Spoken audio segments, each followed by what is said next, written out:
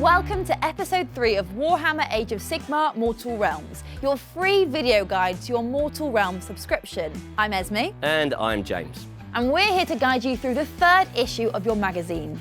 In this video, we're going to show you how to build your new Castigators and their adorable Gryph-hound companion, as well as how to get started with painting all of your new models.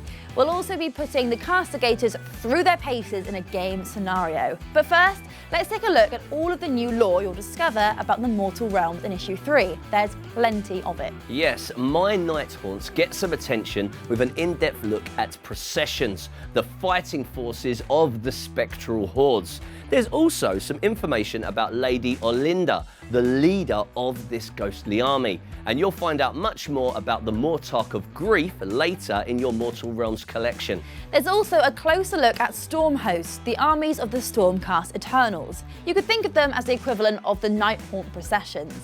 There are many different Stormhosts battling the forces of evil across the Mortal Realms, each with their own name, customs and colour scheme. You'll read about various Stormhosts in this issue, with a particular focus on the Hammers of Sigmar, the first among the Stormhosts. Their gold colour scheme is iconic and is how you'll be painting your Stormcast Eternals later.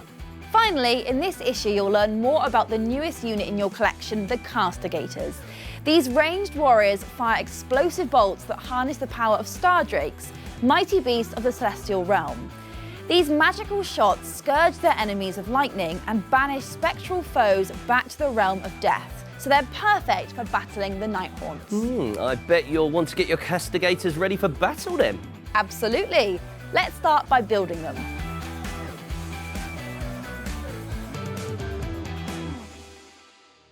There are 2 kinds of model in issue 3. Both are part of the Stormcast Eternals force. You get 3 Castigators and a Gryph-hound, a faithful companion to the Stormcasts. Just like your Sequitors in issue 1, each of your new Castigators is made up of multiple pieces and comes on a plastic frame. The parts numbered 1 to 5 form the unit's leader, the Castigator Prime.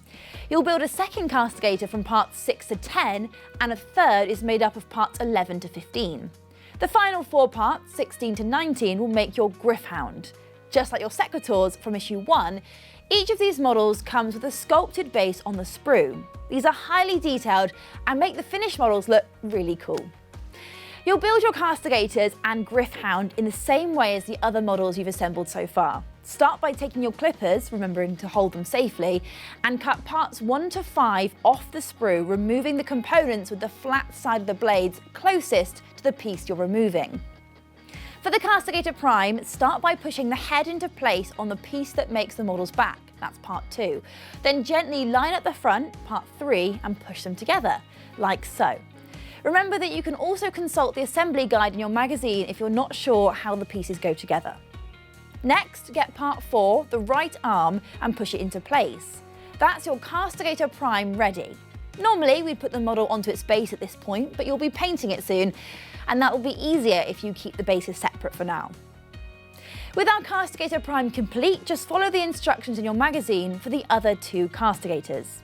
Pay close attention to ensure that the pegs and sockets line up properly and that the components are all pushed together fully so that they're flush. Once all 3 of your Castigators are ready, it's time to turn your attention to their Gryph-hound friend.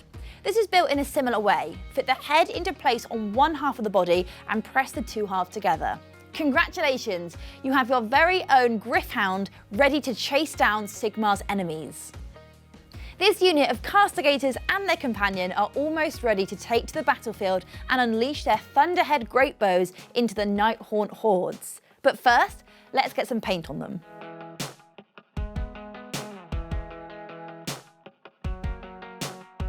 In the last video, we painted our first Warhammer Age of Sigmar models, but as a reminder, let's cover the basics again. First up, you'll need your paint, so grab your Corax White, your Retributor armour, and your paintbrush. You'll also need some fresh water to thin your paints and keep your brush clean, some paper towels, and something to use as a palette. You should have all of this from last time, so gather it all together and get ready to paint. We're going to get all of the Stormcast Eternals models undercoated, starting with the Gryph-hound. We will paint it with Corax White. Give the paint a good shake. Remember, we do this to make sure the paint is thoroughly mixed and ready to use. When you're done, carefully open the pot and click the lid back to ensure that it stays open. Get your brush. If you need a refresher on how to hold it, there's a picture of this in issue 2. Put some paint onto the bristles and transfer it to your palette. Thin it slightly with a drop of water, then wipe away any excess from your brush on the paper towels you have handy. If you're not sure you have the right amount of paint on your brush, refer to the image in issue 3 of the magazine. You're looking for about this much. Now, let's get painting. Start by applying a thin coat of Corax White to the Gryph-hound's base and set it aside to dry while you paint your Gryph-hound itself. Be sure to clean your brush regularly to stop paint building up in the bristles. When you finish the Gryph-hound, set it down gently on your paper towel and grab its base. You'll need to apply several thin coats of Corax White to fully cover the plastic.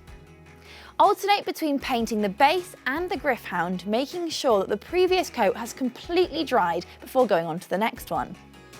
After 3 coats, you should have a fully undercoated white Gryph-hound, standing proud and ready to defend its allies. Close your pot of Corax White and open your new colour, Retributor Armour. As I mentioned earlier, it'll be easier to paint these models fully if they're not attached to their bases. For the ones that are already attached, you should be able to remove them easily if you gently pull the models upwards while firmly holding onto their bases. Before you use the Retributor Armour, empty your water pot and put fresh, clean water in. When working with multiple paints, you should always do this between each colour to stop them from mixing together as you take them from the pot. Next, get some Retributor Armour onto your palette and thin it slightly. Let's begin with the castigators. We'll start with the bases, giving each of them a thin, even coat of paint. Once all 3 of the bases are covered, move on to the Stormcast themselves. You'll see that these models are wearing robes, making some areas of the model tricky to reach with your brush. It's much easier to paint these areas when the models are separate to their bases. The first coat may not fully cover the plastic, the second will leave the gold looking a little dull, and the third coat will give your warriors their shining gold suits of armour. Now it's time to paint your Sequitors. These might be a little trickier as they're made from gold-coloured plastic. You'll need to be diligent while putting on the first coat to make sure you cover every part of them. Like the castigators, you're looking for them to end up shiny and golden. This should take 3 coats. Once your castigators and Sequitors are looking suitably heroic, get them back on their bases alongside the Gryph-hound. Then it's time to try out the castigators in battle.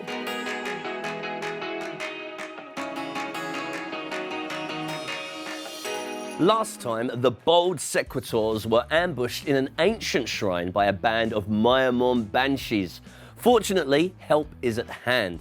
A unit of castigators, along with their faithful Gryph-hound, were not far behind. Now, they're ready to fight. For this game, you'll need your 3 castigators, your Gryph-hound, and the 10 chain rasps from issue 1. Lay out your battle mat, dice and range ruler as usual, then set up the models on the lightning bolt and skull markers, as shown in the pictures in your magazine. Don't forget a coin or other marker to track any wounds the Stormcasts take. This issue's game will introduce ranged combat to our battles. Lots of units in the Mortal Realms are armed with long-range weapons, from bows to rifles and more, including weapons that fire blasts of warp lightning or magical energies upon their foes. Attacking with a ranged weapon works in a similar way as attacking in close combat, except models don't have to be in base contact to do so, meaning you don't need to pile in first. Great! In that case, let's get shooting. Referring to the magazine, you'll see that each castigator gets 1 attack. So with 3 of them, that's 3 dice to roll. These Stormcast Eternals are just as good at shooting as they are smiting their foes with maces, so they hit on a 3 or better here too. Here goes. That's 2 hits. So I guess that's just 2 chain rasps banished back to Shaiish. It would be, except I rolled a 6. The head of the bolt explodes and covers the chain rasps in the captured breath of a mighty Stardrake, so it might hit even more of them. Ugh, those bolts sound deadly. So each roll of a 6 turns into D3 hits, instead of a single hit. Ah, like the Myamon Banshee's damage from last time. Exactly. So for each 6 to hit, I need to roll another dice and refer to the D3 table in the magazine. A roll of 1 or 2 means 1 hit, a 3 or 4 causes 2 hits, and getting 5 or 6 will be 3 additional hits. Let's see what I get. It's a 5, so that means 4 chain rasps down. That is a very good start. But what about your Gryph-hound? It doesn't have ranged weapons, so I guess it piles in and attacks like we've done before? Exactly. It'll be attacking with its beak and claws, and you can find a profile for your Gryph-hound in the magazine. Let's play our game.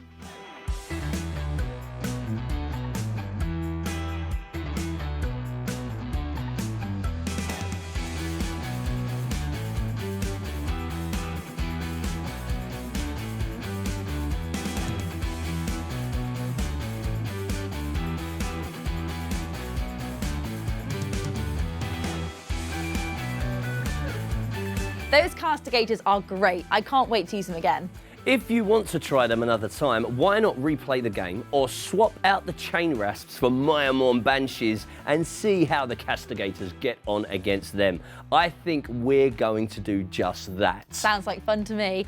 But first, let's take a quick look at what you can expect in the next video. In issue 4, you'll get a new unit for the Nighthaunts, the dreaded Glaive Wraith Stalkers. You'll be building those and painting them with both Corax White and a new paint, Nihilakh Oxide. You'll also use this technical paint on the rest of your Nighthaunts to give them a ghostly green glow. You'll also get a new, bigger battle mat which we'll start using in our games. This larger battle mat will help us to learn how to move in games, getting our troops into the perfect position for a decisive attack. There will also be lots of exciting things to discover about the Mortal Realms, including more about the infamous Necroquake and our first look at Azyr, the Realm of Heavens, which is where Sigmar forges the Stormcast Eternals.